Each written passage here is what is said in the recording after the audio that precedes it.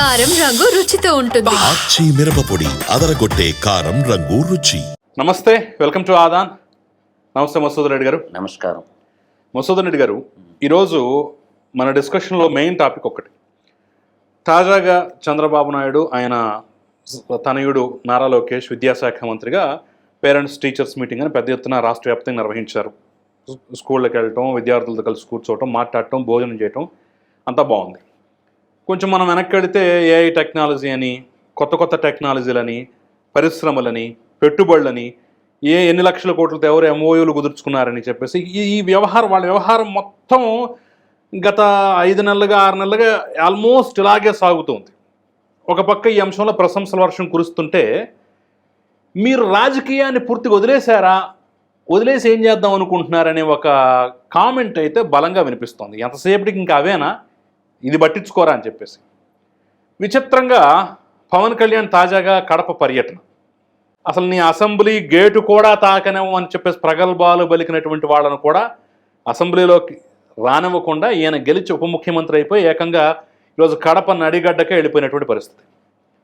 వీళ్ళు రాజకీయం ఏదైతే మానేశారు, చూడలేదు, రాజకీయం గురించి పట్టించుకోవట్లేదు అని కామెంట్లు వేయడం మీద ఉందో, పవన్ కళ్యాణ్ మాత్రం అచ్చంగా రాజకీయం వైపే డ్రైవ్ చేసుకుంటూ వెళ్ళిపోతున్నాడు, పర్ఫెక్ట్గా రాజకీయంలా చేస్తున్నాడు అని చెప్పేసి అతని పట్ల కూడా కొన్ని కామెంట్లు వస్తున్నాయి.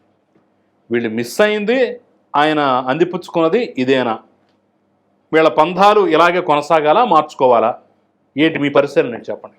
ఇప్పుడు బ్యూటీ ఆఫ్ డెమోక్రసీ అంటాం. అంటే సిబిఎన్ అంటే ఒక బ్రాండ్. ఆయన ఎప్పుడు కూడా ఏంటంటే అభివృద్ధి చేయాలా, బాగుపరచాలా అన్న ఆ తాపత్రయంతో ఉంటాడు. ఈ వేలో రాజకీయాన్ని కానీ మర్చిపోతే ఏమవుతుందంటే అవతలోడు రాజకీయం చేస్తాడు.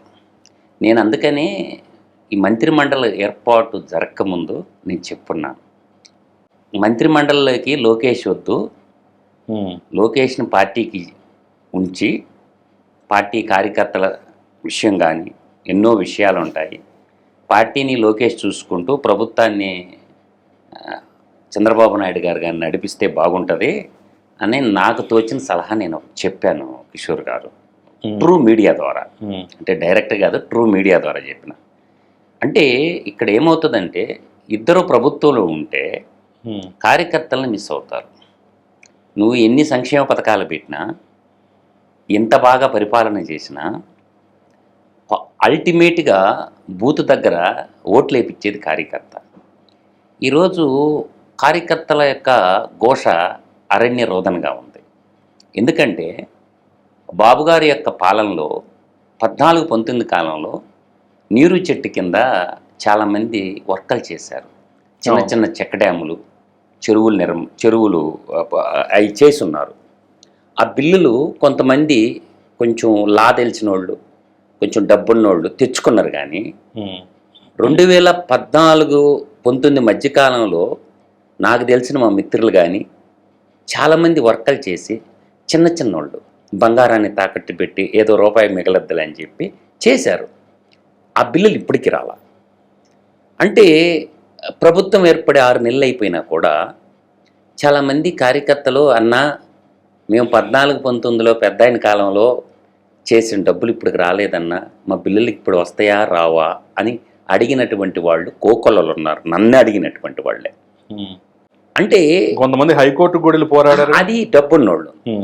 నేను కూడా చాలా కేసులు చూసున్నాను, అడుగుతుంటారు మన కూడా అంటే హైకోర్టుకి ఏమన్నా పోవాలా అని. అంటే ఏడో మిస్ అవుతున్నారు. అంటే అభివృద్ధి కావాలా, దీంట్లో రెండో డౌట్ లేదు, డిస్ప్యూట్ లేదు. అంటే ఇప్పుడు పార్టీ కార్యకర్తల సంక్షేమ నిధి అని, తర్వాత మనం 5 లక్షల ఇన్సూరెన్స్ అని మంచి తీసుకుంటున్నారు. కానీ కార్యకర్త అది కాదు కదా. ఇప్పుడు రేపు స్థానిక సంస్థలు వస్తాయి. ఇప్పుడు ఏమైందంటే ఎంపీటీసీలు, జెడ్పీటీసీలు, మున్సిపాలిటీలు, కార్పొరేషన్లు, గ్రామ పంచాయతీ ఎలక్షన్లప్పుడు ఆ డబ్బంతా పెట్టుకున్నది గ్రామంలో ఉన్న కార్యకర్తలే. కొంతమంది తెగబడి పెట్టుకున్నారు డబ్బు. అప్పట్లో చాలా బాగొట్టుకున్నారు. ఏది సర్పంచ్లుగా ఎలక్షన్ అప్పుడు కానీ, ఎంపీటీసీల ఎలక్షన్ అప్పుడు కానీ, జెడ్పీటీసీ ఎలక్షన్ అప్పుడు కానీ, తర్వాత నీకు మున్సిపాలిటీలో మున్సిపాలిటీ ఎలక్షన్, కార్పొరేషన్ ఎలక్షన్లో చాలా డబ్బు పర్సనల్గా పెట్టుకుంటారు, అవి బయటికి చెప్పరు. ఇప్పుడు ఎలక్షన్లు జరిగింది ఎమ్మెల్యేలకి. ఎమ్మెల్యేలు ఎలక్షన్ అప్పుడు ఎమ్మెల్యేలు పెట్టుకుని, ఇప్పుడు ఎమ్మెల్యేలకి ఆదాయ వనరులు దొరికినాయి, కానీ కార్యకర్తలకు లేవు, వేరే మార్గం లేదు వాళ్ళకి. అంటే అప్పుడు ప్రతిపక్షంలో ఉన్నప్పుడు ఏదైతే గ్రామ సర్పంచ్లకి, అదేవిధంగా ఎంపీటీసీలకి, జెడ్పీటీసీలకి, మున్సిపాలిటీలకి, కార్పొరేషన్లకి రాజకీయ పరంగా కొంత అమౌంట్ ఖర్చు పెడతారు. తర్వాత ఈ వర్క్లు అయితే చిన్న చిన్న వర్క్లు అంటే నీరు చెట్టు కింద చేసినప్పుడు మొన్న సీఎం గారు ఒక ప్రకటన ఇచ్చారు, 12% రేట్ ఆఫ్ ఇంట్రెస్ట్తో ఆ డబ్బులు ఇస్తాము అని చెప్పి. సరే, ఈ ఇస్తాము అని చెప్తే ఇవ్వాలి కదా, అది ఒక ఆవేదన ఉంది. ఇప్పుడున్నటువంటి ఎమ్మెల్యేలు అయితే ఎలక్షన్లప్పుడైతే కార్యకర్తలు ఇళ్ల చుట్టూ తిరిగినటువంటి ఎమ్మెల్యేలు ఇప్పుడు కార్యకర్తలకి ఎమ్మెల్యేలు అందుబాటులో లేరు. ఇది ఫ్యాక్ట్. అసలు ఫోన్లు ఎత్తేది కూడా లేదు. ఒక సామంత రాజులాగా ఎమ్మెల్యేలు బిహేవ్ చేస్తున్నారు. అందువల్ల ఏంటంటే లైక్ దట్ మా ఉదయగిరి కాన్స్టిట్యున్సీ తీసుకుంటే వందల మంది ఎప్పటి నుంచో 83 నుంచి పార్టీలో పనిచేసినటువంటి కార్యకర్తలు ఆత్మగౌరవంతో ఫోన్ చేస్తుంటారు నాకు, అన్న ఏంటన్నా పరిస్థితి అని. ఇంకా చేయి దాటిపోయినప్పుడు ఎవరు ఏం చేయలేరు, కార్యకర్తలు కూడా ఏం చేయలేరు. ఇప్పుడు ఆ ఉదయగిరి నుంచి గెలిచినటువంటి ఎమ్మెల్యే కాకర్ల సురేష్ చెప్పాల్సినటువంటి డబ్బా మాటలన్నీ చాలా చెప్పాడు. ఈరోజు కార్యకర్తలకు అందుబాటులో లేడు, వాళ్ళ అరణ్య రోదనగా ఉంది. కాకపోతే చేసేటటువంటి విధి విధానం ఏంటంటే ఎంఆర్ఓలు కానీ, ఎండిఓలు కానీ, మండల స్థాయిలో ఎంఈఓ కానీ, స్టేషన్ హౌస్ ఆఫీసర్లు కానీ ఎమ్మెల్యే మాట వింటారు, కానీ గ్రామ కమిటీ అధ్యక్షుల మాటలు వినరు, మండల కన్వీనర్ మాట వినరు. ఎప్పుడంటే పార్టీని ఎప్పుడు కూడా గ్రిప్పులో పెట్టుకోవాలి. నేను ఎందుకు చెప్తున్నానంటే ఒక ఎగ్జాంపుల్ చెప్పాను. ఈ ఎగ్జాంపుల్ ఏంటంటే పార్టీ కార్యకర్త అనేవాడు కానీ బలైపోతే పార్టీ బలవుతుంది. కార్యకర్త తన రక్తాన్ని, తన శ్రమని, కేసులు ఎదుర్కొంటాడు, పోలీస్ స్టేషన్కి వెళ్తాడు, వాడి మీద ఎన్నో కేసులు ఉన్నా కూడా పార్టీ మీద పిచ్చితో పనిచేస్తాడు. వాడికి ఏంటంటే ఆవేదన అనేది ఉంటుంది. అంటే కార్యకర్తని పార్టీలో ఎవరో ఒకరు నడిపించాల. అది లోటైతే కళ్ళ ముందు అగుపడుతుంది, పాలపొంగులాగా చెప్పుకోరు.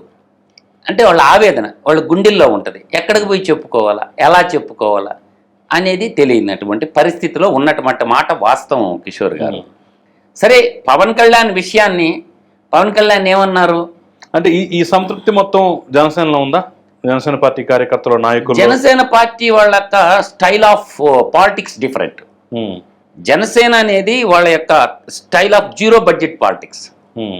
వాళ్ళ నాయకుడు చెప్తుండేది ఏంటంటే zero budget politics. At the same time జనసేనలో కూడా ఈ మధ్య ఒక అబ్బాయి జనసేనకి హ్యాండిక్యాప్టెడ్, హైదరాబాద్ ఎందుకో వచ్చాడు, గోదావరి జిల్లాల అబ్బాయి, రఘుదేవపురం అబ్బాయి వచ్చి బయట కనీసం ఛార్జీకి డబ్బులు లేవు సార్, మేము జనసేన అన్నాడు. అన్నం తిన్నావా నాన్న అని అడిగా. నాకు ఒక 50 రూపాయలు ఇస్తే నేను మా ఊరు వెళ్తాను సార్ అని అడిగాడు, నన్ను అడిగాడు. ఇంత దూరం ఎందుకు వచ్చావు నాన్న అన్నాడు. అంటే మనం టీవీల్లో చూసింది, యూట్యూబుల్లో చూసింది వాస్తవం అనుకుంటారు, కానీ అది కాదు. అప్పటికప్పటికి నేను ఆ అబ్బాయికి, నాకు ఆ రఘుదేవపురంతో ఒక అవినాభావ సంబంధం ఉంది. తూర్పుగోదావరి జిల్లా సీతానగరం మండలం. అక్కడ నాకు పెద్దన్న అని ఒక ఆయన ఉండేవాడు, కాపులు అతను, నాకు మంచి తండ్రి లాంటివాడు, మహానుభావుడు. ఆ అబ్బాయి ఉండి, బాబు రఘుదేవపురం నాకు తెలుసు, డబ్బు గురించి కాదు, ఈ డబ్బు ఎత్తుకొని పోయి పుల్లికి భోంచేసి నువ్వు ప్రశాంతంగా వెళ్ళి అక్కడ 4 కాళ్ళ మండపం ఉంటుంది రఘుదేవపురంలో, ఆ నిలబడి నాకు వీడియో కాల్ చెయ్యి, నువ్వు ఆ ఊరా కాదా అప్పుడు నమ్మతాను నేను నిన్న. పాపం పోయి ఫోన్ చేశాడు, క్షేమంగా చేరుకున్నావు కదా నాన్న, హ్యాండిక్యాప్టెడ్, ఏదైనా తిరగబాకు, ఏదైనా చిన్న వ్యాపారం పెట్టుకో, జెరాక్స్ షాపు, బుక్ షాపు, నీకు ఏదన్నా కావాలంటే ఏదో విధంగా ఆర్థిక సహాయం నేను చేస్తాను. అంటే నేటి తరం యువత కోటి ఆశలతో ఉంటారు.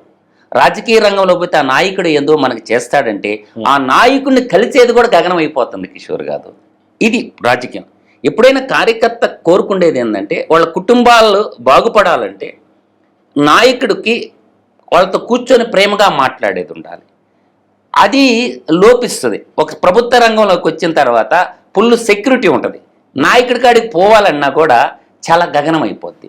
కాబట్టి వాళ్ళ సొంత బిడ్డల్లాంటి వాళ్ళ కార్యకర్తలనే మనం కలవలేకపోతే వేల మంది ఉంటారు కార్యకర్తలు, నాయకుడికి కూడా కుదరకపోవచ్చు. ప్రభుత్వ పాలన చేసేటప్పుడు కలవటానికి కూడా ఇబ్బంది పడతారనమాట. నేను ఇప్పుడు చెప్పాను కదా, నీరు చెట్టు బిల్లులు కానీ త్వరితగతిని ఇచ్చేస్తే 100 కుటుంబాల్లో ఎలుగులు నింపినాడు. వడ్డీలు అయిపోయి ఆ రోజు 10 లక్షలు అయింది, 30 లక్షలు అయింది. నేను చాలా ఎగ్జాంపుల్ చెప్పగలను. మా కలిగిరి మండలంలో సిద్ధనకొండూరులో ఒక అబ్బాయి ఉంటాడు, మాలాద్రి అని. అప్పటికే 8 లక్షలు, ఒక రైతు బిడ్డ, మొట్టమొదటి తెలుగుదేశం కార్యకర్త. జొన్నలగడ్డ రామానాయుడు గారు అంటే తెలియని వాళ్ళు ఉంటారు మా ప్రాంతంలో. ఆయన మంచి భూస్వామైన, ఆయన ఎప్పుడు తీసుకొని వస్తా నాకు బెస్ట్ ఫ్రెండ్. అప్పట్లో 8.5 లక్షలు అప్పు ఉండింది అప్పటికి అబ్బాయికి.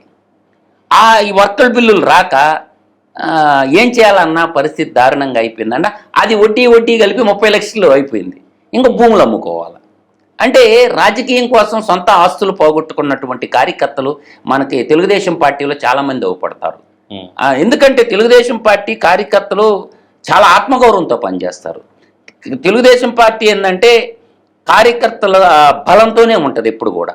ఆ కార్యకర్తలకి ఇప్పుడు మనం చూస్తున్నటువంటి వ్యవహార స్టైల్లో నా ఒక్క గ్రౌండ్ రిపోర్ట్ ఏంటంటే కిషోర్ గారు, అది ఎనీ పొలిటికల్ పార్టీ కార్యకర్తలు పిడికడ ఆత్మగౌరవాన్ని కోరుకుంటారు. ఆ ఆత్మగౌరవం దొరకనప్పుడు వాళ్ళల్లో వాళ్ళు కుమిలిపోయి ఆత్మహత్యలకు దారితీస్తాయి. ఈ మధ్య 2 సంఘటనలు మీరు చూశారు ఆత్మహత్యలు. గుంటూరు జిల్లాలో సంఘటన ఒకటి కప్పెట్టారు బయటికి రానిలా.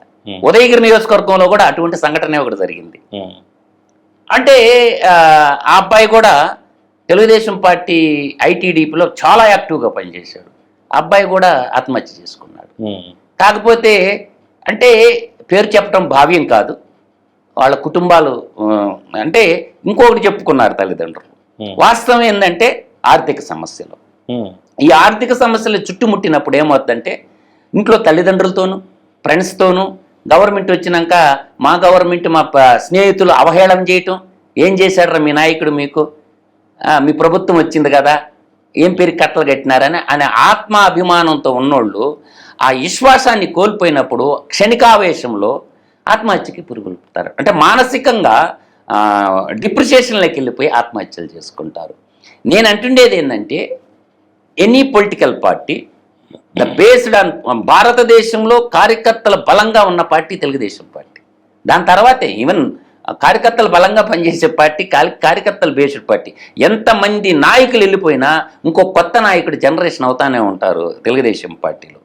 కానీ వాళ్ళకి మార్గాన్వేషం కూడా తెలియదు. కొంతమందికి ఏంటంటే గ్రామీణ ప్రాంతంలో మా నాయకుని ఎలా అప్రోచ్ అవ్వాలా, ఎలా కలవాలా అనేది కూడా వాళ్ళకి తెలియదు. అంటే మాటలు చెప్పటం వేరు, మాటలు చెప్పటం వేరు, నాయకుడితో అవినాభావం. ఇప్పుడు ఈ నాయకుడిగా గెలిచినటువంటి వాళ్ళు అర్థమవుతుందా, ఆ మండల స్థాయిలో నేనుండాను, మీకు ఏదన్నా అవసరం పడితే నాకు మెసేజ్ పెట్టండి. రాష్ట్ర స్థాయి అందరిని చూడాలంటే చేయలేరుగా. ఇప్పుడు మాకు ఎమ్మెల్సీ శ్రీకాంత్ ఉన్నాడు. మేము శ్రీకాంత్ కోసం ఎంత కష్టపడ్డామో మాకు తెలుసు. అతను తూర్పు రాయలసీమ గ్రాడ్యుయేట్ ఎమ్మెల్సీకి గెలిపించడం కోసం స్వచ్ఛందంగా, అతను ఎవరో మాకు తెలియదు, కానీ స్వచ్ఛందంగా మేము ఒక ఎడ్యుకేటెడ్ చేయాలంటే ఎమ్మెల్సీ అయిన తర్వాత బహుశా నేనే ఇప్పించిన ఓట్లు ఊడో ఇప్పించున్నాడు. ఏది శ్రీకాంత్కి పలికే బంగారమాయ.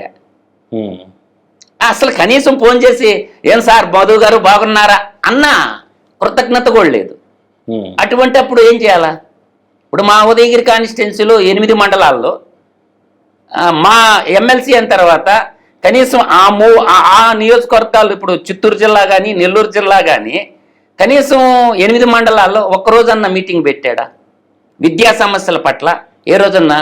అంటే ఓట్లు వేసుకొని పోయిన తర్వాత సరేలే వెళ్దేముందలే 5 ఏళ్ళకి మళ్ళీ వస్తాంలే అన్న భావనే కదా, పెట్టలేకపోయాడు. అంటే నేను చెప్పే వాస్తవాలు కఠినంగా ఉండొచ్చు, కొంతమందికి నచ్చకపోవచ్చు, కానీ నిజాలు తెలుసుకోమని చెప్తుంటా.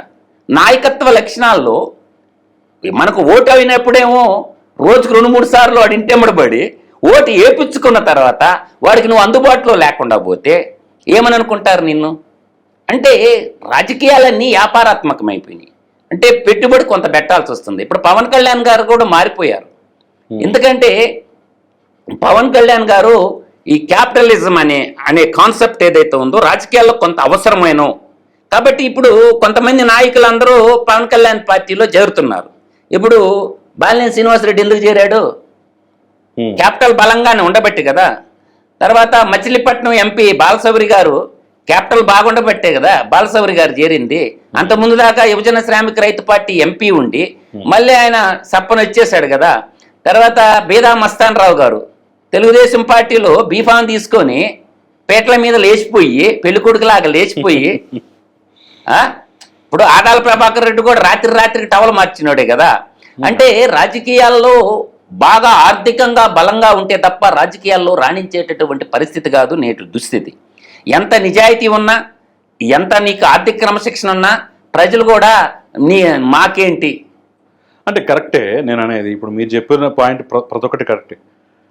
తెలుగుదేశం పార్టీ పూర్తిగా కార్యకర్తలను విస్మరించిందా, లేదంటే అడపాదడపా కొన్ని సంఘటనల్ని మనం హైలైట్ చేసి చూస్తున్నామా? అడపాదడపా కాదు, కార్యకర్తల్లో నిగూఢమైనటువంటి నిర్వేదంతో ఉన్నటువంటి మాట వాస్తవం. అది అన్ని ఆర్థికమైన ఎందుకంటే ఆర్థికం ఒకటే కాదు పిడికిడ ఆత్మగౌరవం కోసం కార్యకర్తలు కోరుకుంటున్నారు. స్థానికంగా గెలిచినటువంటి ఎమ్మెల్యేలు ఒక కోటరీ ఏర్పాటు చేసుకొని 83 నుంచి పార్టీలో ఉన్న కుటుంబాలు కొన్ని ఉంటాయి. వాళ్ళు ఎప్పుడు ఆత్మగౌరవంతో ఉంటారు. వాళ్ళు కూలి పని చేసుకొని అయినా బతుకుతారు కానీ ఆత్మగౌరవం మీద దెబ్బ కొడితే ఒప్పుకోరు. వాళ్ళు వ్యవసాయం చేసుకుంటే పార్టీలోనే ఉంటారు. సరే వీటితో మనకెందుకబ్బా పార్టీ మంద కదా అని చెప్పి పార్టీలోనే ఉంటారనమాట. వీళ్ళంటే మోనార్క్లాగా ఫీల్ అవుతున్నారు ఎమ్మెల్యేలు. ఇది కరెక్ట్ కాదు. ఇప్పుడు ప్రతి దాంట్లో నేను అనేది రిజిస్ట్రేషన్ శాఖ నిజాయితీగా రిజిస్ట్రేషన్లు చేస్తున్నాయి. గుండె మీద ధైర్యం చేసుకొని చెప్పమానండి.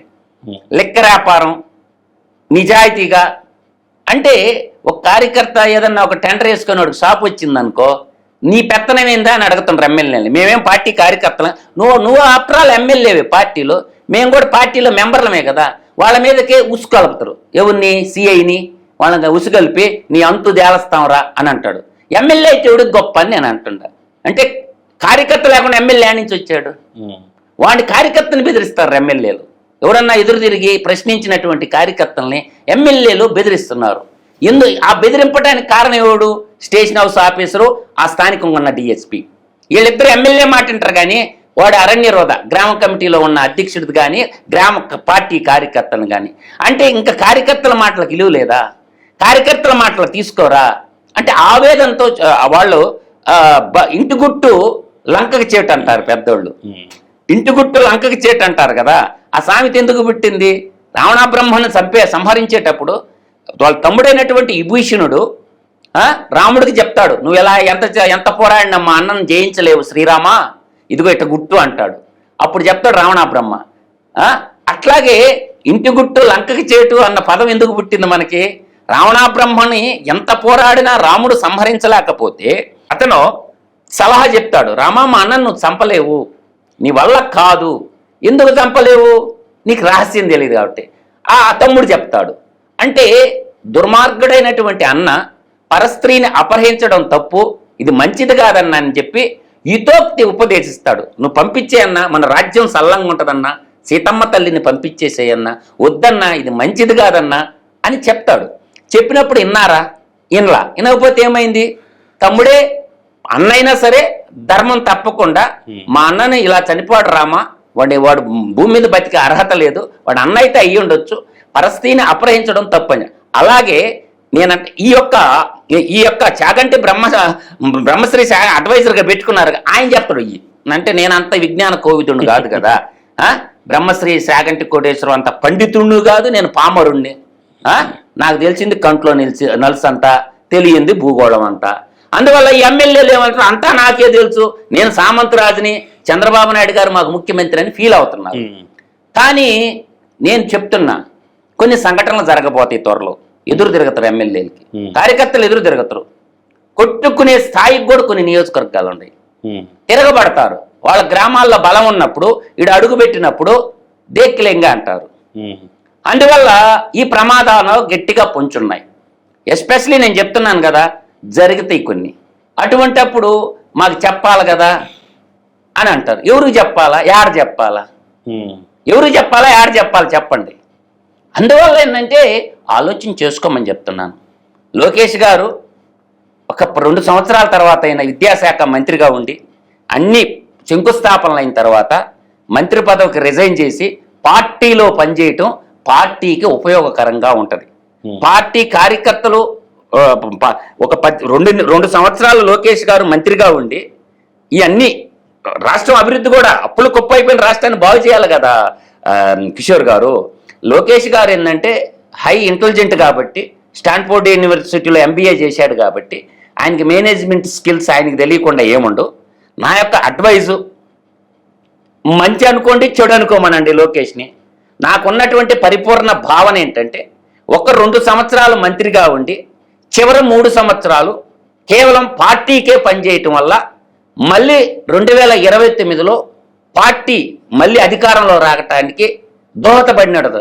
గతంలో మనకుంది ఒక ఎగ్జాంపుల్ ఉంది. ఇద్దరు క్యాబినెట్లో ఉంటే తండ్రికి తగ్గ తనయుడు అంటారు కదా లోకేష్ని. తండ్రి కొడుకులు ఇద్దరు ప్రభుత్వంలో ఉంటే పార్టీని ఎవరు చూసుకోవాలా? కాబట్టి లోకేష్ గారు ఒక 2 సంవత్సరాలు మంత్రిగా ఉండి క్యాబినెట్లో ఉండి చివరి 3 సంవత్సరాలు పూర్తిగా పార్టీకే అంకితం అయితే ఇది ఇది ఇది ఇది ఒక పక్క. ఇంకో పక్క ఏంటంటే మనకి తెలియని కోణాలు చాలా చోట్ల వైసీపీ నాటిన విషబీజాలే ఇంకా ప్రభుత్వ వ్యవస్థల్లో ఉన్నాయి. దానివల్ల కూడా కొంత కార్యకర్తలు సఫర్ అవుతున్నారు. తీయాల్సిన కేసులు ఇంకా తీయకపోవటం, అట్ ద సేమ్ టైం ఇంకా అలాంటి వాళ్ళు ప్రభుత్వ వ్యవస్థల్లో ఉన్నటువంటి వాళ్ళు కార్యకర్తలను వేధింపులకు గురి చేస్తున్నారు. అవి కొంత ఇబ్బంది పెడుతున్నాయి అనేటటువంటి మాట కూడా మీరు అచ్చంగా ప్రభుత్వం దాని కార్యకలాపాలు కాకుండా ఈ విషబీజాలను వేరేసి మమ్మల్ని కూడా పట్టించుకోండి ఈ రకంగా ఆర్థికమే ఉండదు ఇది కూడా కావాలంటున్నారు కదా. ఇక్కడ మీకు అర్థం కాల ట్రయాంగిల్ ఫైట్ లో ఇక్కడ భారతీయ జనతా పార్టీ యువజన శ్రామిక రైతు పార్టీ నాయకుల్ని లోకల్లో దగ్గర తీస్తున్నారు. అంటే వాళ్ళ పార్టీని వాళ్ళు బలోపేతం చేసుకోవాలి కదా. ఇప్పుడు ఏమైందంటే యువజన శ్రామిక రైతు పార్టీ యొక్క పరిస్థితి ఏంటంటే మునిగిపోతున్న నావ, అంటే నడి సముద్రంలో ఉంది ఆ నావ. ఆ నావ మీద కానీ మనం ఉంటే ఏ తుఫాను ఏ ఉపద్రవం ఎప్పుడు వచ్చి మనల్ని ముంచేస్తుందో తెలియదు, ఏ సుడిగొండం వస్తుందో తెలియదు, ఏ సునామీ వస్తుందో మనకు తెలియదు. లైట్గా మనం తప్పేసుకుంటే బతిటే దాన్ని ఆసరగా చేసుకొని Bharatiya Janata party power game ఆడుతుంది. ఈ యువజన శ్రామిక రైతు పార్టీలో ఉన్న బీసీ లీడర్లందరినీ అటు తిప్పుకోవాలని వాళ్ళు అండర్ గ్రౌండ్ వర్క్ చేస్తారు. ఇది భారతీయ జనతా పార్టీ నాయకులందరూ కూడా ఈ వైసీపీ కార్యకర్తల్ని బాగా దగ్గర చేసుకుంటారు. ఎస్పెషలీ హిందూ బీసీ ఓటర్లని ఎక్కువగా ప్రభావితం చేస్తున్నారు. తర్వాత మరోవైపు ఏం చేస్తున్నట్టే పవన్ కళ్యాణ్ జనసేన పార్టీని కూడా పెంచుకోవాలి కదా. పార్టీ అనేది ఎప్పుడు ఒకే విధంగా ఉండదు కదా, తను కూడా ఎదగాలని కోరుకుంటాడు కదా. ఇప్పుడు తెలుగుదేశం పార్టీకి ఉన్న గడ్డు పరిస్థితి ఏంటంటే కక్కలేని మింగలేని పరిస్థితి, కార్యకర్తల పరిస్థితి. ప్రతి గ్రామంలో ఒకరు జనసేన పార్టీ కార్యకర్తలు ఒక్కడైనా RSS లో పనిచేస్తా భారతీయ జనతా పార్టీకి పనిచేసే వాళ్ళు ఉంటారు. మా విలేజ్లో ఒకే ఒక అతనుడు కరుడు గట్టిన RSS వాది. కాబట్టి అటువంటి వాళ్ళు ఏంటంటే వాళ్ళ పనులు కూడా గతంలో ఏంటంటే టీడీపీ వర్సెస్ బీజేపీకి పడినటువంటి వాళ్ళు ఇప్పుడు సర్దుకొని పోవాల్సినటువంటి పరిస్థితి అన్నమాట. కాబట్టి ఇవన్నీ ఉంటాయి. 3 డైమెన్షన్స్ బ్యాలెన్స్ చేసుకోవాలి. తొందరపడితే కూడదు. నాయకుడు అనేవారు తొందరపడరు. వైసీపీలో ఉన్నటువంటి వాళ్ళు మొత్తం సేఫ్ గేమ్ కోసం సేఫ్ సైడ్ గా జనసేనని భారతీయ జనతా పార్టీని బావుగా వాడుకుంటున్నారు. వీళ్ళు ఏంటంటే ఎలక్షన్ నాటికి మళ్ళీ అటే పోతారు. ఆ పార్టీ ఉంటేనేమో ఎలక్షన్ నాటికి మొత్తం మళ్ళీ వైసీపీకి వెళ్తారు. అంటే సేఫ్ జోన్ కోసం అది వాళ్ళు అర్థం చేసుకోవటం వల్ల జనసేన వాళ్ళు బీజేపీ వాళ్ళు దాన్ని అర్థం చేసుకోవాలా. సేఫ్ గేమ్ ఆడుతున్నారు వాళ్ళు. ఇప్పుడు మన జనసేనలోకి భారతీయ జనతా పార్టీలోకి పోతే షెల్టర్ దొరకద్ది, మనల్ని ముట్టుకోరు తెలుగుదేశం వాళ్ళు, తద్వారా మనం రక్షణ పొందొచ్చు. ఎలక్షన్కి 6 నెలల ముందు మళ్ళీ మన పార్టీలోకి మనం పోతే ఎలక్షన్ ఫేవర్లోకి వెళ్ళిపోతారు. అప్పుడు ఘర్షణలు ఏముండవు. దీన్ని ఎలా ట్రాకిల్ చేస్తాడనేది తెలుగుదేశం పార్టీ, చంద్రబాబు నాయుడు రాజనీతులు అపర చాణక్యుడు కాబట్టి ఆయనేం గమ్ముగా ఉండడు. దానికి ఏంటంటే కార్యకర్తలని సొంత బిడ్డల్లాగా వాళ్ళ తండ్రికి తగ్గ తనయుడు వాళ్ళిద్దరే కాదు కదా, స్థానికంగా ఉన్నటువంటి ఎమ్మెల్యే యొక్క ఆలోచన విధానం మీద కూడా ఆధారపడుతుంది. స్థానికంగా ఉన్నటువంటి ఎమ్మెల్యే లెక్క లేకుండా కార్యకర్తలకి భరోసా లేకుండా ఉంటే సెంట్రల్ ఆఫీస్ అయినా ఎంత చేస్తుంది. అందువల్ల ఏంటంటే ఇవన్నీ సంగ్రహించుకోవాలంటే ప్రభుత్వంలో ఒత్తిడి ఎక్కువ ఉంటుంది, పని ఎక్కువ ఉంటుంది. పూర్తిగా పార్టీకి ఉండాలి. లోకేష్ గారు ఆఫ్టర్ 2 years మినిస్టర్గా చేసి చివరి 3 సంవత్సరాలు ఖచ్చితంగా పార్టీకే పనిచేయాలా. అప్పుడు మళ్ళీ తెలుగుదేశం పార్టీ కార్యకర్తలు ఎక్కడెక్కడ లోపాలు ఉన్నాయి, గ్రామాలు అంటే మండల స్థాయిలో పర్యటనలు చేస్తున్నప్పుడు పార్టీ బలోపేతం అవుతుంది. మండల స్థాయి, నియోజకవర్గ స్థాయి మీటింగ్లు కూడా పెట్టకూడదు. మండల స్థాయికి వెళ్ళిపోవాలంటే ఎన్ని మండలాలు ఉంటాయి? 26 జిల్లాలు అనుకున్నారు. ముమ్మడి 13 జిల్లాల్లో కిషోర్ గారు ఎవ్రీ మండలానికి పోవాలంటే 669 మండలాల దాకా ఉంటాయి మనకి. ఆ మండలాల కన్నా పోవాలంటే ఎన్ని రోజులు పట్టదు ఊహించుకోండి. సంవత్సరానికి 365 రోజులు కదా. అట్ట 2 సంవత్సరాలు చేస్తే గానీ కార్పొరేషన్లో 2 సంవత్సరాలు ఒక్క రోజుకు ఒక మండలం పెట్టుకున్నా 2 సంవత్సరాలు నిత్యం కార్యకర్తలతో సమావేశాలు పెట్టుకొని సరిపోద్ది నాయకుడికి. ఈ స్టాటిస్టిక్స్ కూడా అర్థం చేసుకోవాలి. మనమేమో వాట్సాప్లు, ఫేస్బుక్లు, ట్విట్టర్లు ఇది కోరుకోరు. ఇక్కడ ఆత్మగౌరవం, ఆలింగనం, మనిషిని ఆలింగనం చేసుకుంటుంటే తృప్తి. నా నాయకుడు నాకు దగ్గరగా ఉన్నాడు, నా మాట విన్నాడు, వాళ్ళు చెప్పింది నోట్ చేసుకుంటున్నాడు అనే భావన లేకుండా. అంటే మీడియేటర్ తప్పుదావ పెట్టించేటటువంటి విధానం కూడా ఉంటుంది. పొలిటికల్ పార్టీలో నాయకుడికి అన్నీ తెలియాలని ఉండదు, తెలిస్తే యాక్షన్ తీసుకుంటాడు. ఈ మధ్యలో ఉండేవాళ్ళు ఆపేస్తే పరిస్థితి ఏంది? మధ్యలో ఉండేవాడు నాయకుడిని కలవనీయకుండా చేస్తున్నాడు అనుకో, అప్పుడు నిజం అతనికి తెలియదు కదా. ఫస్ట్ చేయాల్సింది ఏంటంటే 2014-19 కాలంలో నీరు చెట్టు కింద టీడీపీ కార్యకర్తలు చిన్న చిన్న గ్రామ స్థాయి, ఎంపీటీసీ, సర్పంచ్ స్థాయి, మండల స్థాయి వాళ్ళు 100 కోట్ల రూపాయలు పెట్టున్నారు కిషోర్ గారు. ఆ డబ్బులు ఇండి చాలా అని మొత్తుకుంటున్నారు. వాళ్ళు చాలా నష్టపోయి ఉన్నారు. దాన్ని భర్తీ చేయాలి. పెద్ద ఆయన త్వరితగతిన 6 నెలలైనా మనకు డబ్బులు ఉంటాయి కదా ఇన్నిటానికి ఖజానాలో. వాళ్ళు అనేది ఏంటి, ఇంకేం బిల్లులు ఇలేదా, పెద్ద పెద్దోళ్ళకి బిల్లులు ఇలేదా, వీటన్నిటికి ఎట్టొస్తుండే, మా డబ్బులకే ఇబ్బంది వచ్చింది ఆయనకి, మాది ఎంత ఉంది, ఇది ఇన్ని లక్షల కోట్ల బడ్జెట్ పెట్టినప్పుడు మా డబ్బులు మాకు ఒక 2 దఫాలుగా ఇచ్చేస్తే అయిపోద్ది కదా అని ఒక ఆవేదన ఉంది. కార్యకర్తలకి కొద్దిగా ఆలోచించాల, పార్టీ కూడా ఆలోచించుకోవాలా. పవన్ కళ్యాణ్ గారు అయితే, నేనైతే పవన్ కళ్యాణ్ గారు తన యొక్క పొడిగా మాట్లాడిన ఒక పక్కడబంది వ్యూహంతో ముందుకు కదులుతున్నాడు. అతను కూడా చెప్పాడు కదా, మళ్ళీ కూడా బాబు గారే ముఖ్యమంత్రి అన్నాడంటే నిగూఢ అర్థం చేసుకోండి. కాబట్టి ఆ నిగూఢ అర్థం మీకు జగన్మోహన్ రెడ్డి అనే వ్యక్తి ఎన్ని యాత్రలు చేసుకున్నా, కిషోర్ గారు ఇంత చేసుకున్నా ప్రజలు మర్చిపోయారు, అతని పార్టీని మర్చిపోయారు. అందువల్ల సిక్కండిలాగా శర్మిలా ఉంది. సొంత చెల్లులు అడిగేటటువంటి ప్రశ్నలకే సమాధానం లేనటువంటి పరిస్థితి. జగన్మోహన్ రెడ్డి విశ్వ ప్రయత్నం చేస్తుండు ఈ పార్టీని కాంగ్రెస్ పార్టీలో విలీనం చేయాలని ప్రొటెక్షన్ కోసం. అందువల్ల విజయపాల్కి తన శాలరీ మొత్తం ఎంత, అతని కెరీర్ మొత్తం శాలరీ డబ్బులు పక్కన పెడితే ఒక్క వాయిదాకి లాయర్కి రావు, సుప్రీంకోర్టు లాయర్కి ఎట్టొచ్చినాయి అంటే మళ్ళీ దళిత కార్డు కూడా ప్రయోగిస్తున్నాడు. ఈ మధ్య చూసావా, వాళ్ళ పక్షి ఛానల్, పక్షి టీవీలో దళిత కార్డు, రెడ్డి కార్డు, అసలు మీరు పొరపాటు పడుతున్నారు. రెడ్లు అతను ఎమ్మిడిపోయేవాడు ఒక్కళ్ళేడు. హిందూ రెడ్లు, నేను మళ్ళీ కూడా చెప్తున్నా కదా కిషోరు, హిందూ రెడ్లు ఒక్కడ బాడు. 52 తెగల రెడ్లలో హిందూ రెడ్లు జగన్మోహన్ రెడ్డిని ఎలేశారు. దగ్గరికి కూడా రానిరు హిందూ రెడ్లు. జగన్మోహన్ రెడ్డిని ఇప్పుడు మాట్లాడేటటువంటి విజయసాయి రెడ్డి ఏ రెడ్డో చెప్పిందాకా వదలరు, ఎదురు తిరుక్కుంటారు జగన్మోహన్ రెడ్డి. ఈసారి రెడ్లు ఎవరు మాట్లాడాలన్నా అసెంబ్లీ గడప తొక్కనటువంటి రెడ్లు చాలా ఉన్నాయి.